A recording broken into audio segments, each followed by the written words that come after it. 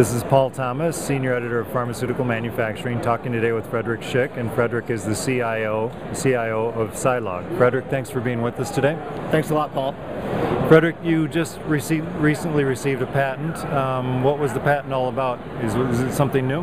Yeah, it's basically solidifying our market position as single-use sensor manufacturers. What our true niche is and our specialty is specializing in the pre-calibration of single-use sensors for use in the biopharma sector of the economy. And that's truly our specialty, and that's what the patent was revolving. So current SciLog's customers, that was just a patent pending product that they had before.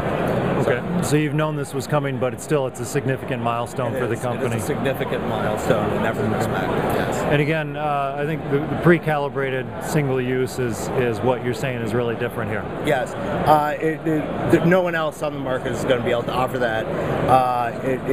What they can offer are disposable sensors, but you're still going to have to calibrate them yourself as an end user, whereas we do the calibration ourselves, and we ship them to and sell them at a great price point for our customers.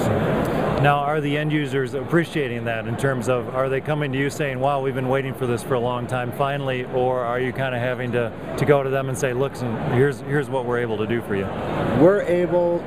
We've had good user adoption, a good market response to each new sensor that we've introduced to the market. We've found that reacting to market demand in a responsive manner and in a wholehearted and effective manner really is the best way to conduct business for sensors. That is why we're coming out with a single-use pre-calibrated turbidity sensor sometime in the next year or so, and that's been the most demanded sensor that we've had from our customers thus far. So you'll have turbidity in addition to conductivity and pH and things like that. Is that eventually? Right now we've got pressure, temperature, and conductivity. We want to add turbidity in the next year. We're pretty far along in the development process of this. We're finalizing form factors, things like that, but that's coming along. It's coming along well. Are clients telling you the sky's the limit, give us anything you can give us in terms of new sensors and new technologies, or are they kind of slowly working their way into the fact that there's so much out there that we could be measuring and monitoring, we're just scratching the surface?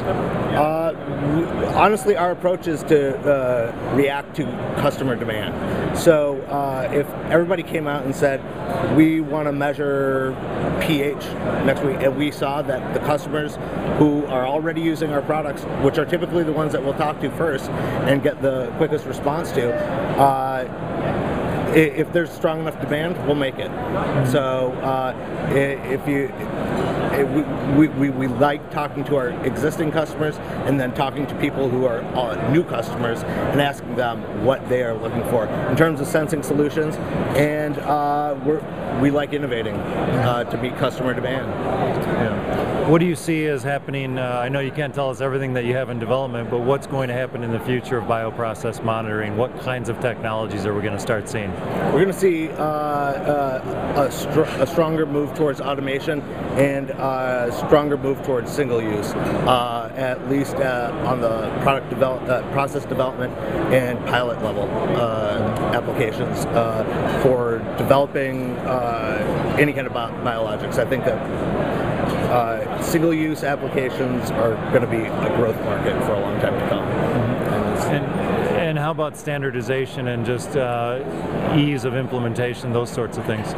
Those, I believe that this is still a nascent technology for the most part, so that comes with time. So with greater user-based adoption, we'll be able to address that as it comes about, and we're trying to standardize with our own products ourselves. So we believe that we're creating standard, if you will. Frederick, thanks so much. Continued good luck. Thank you very much, Paul. Thank you.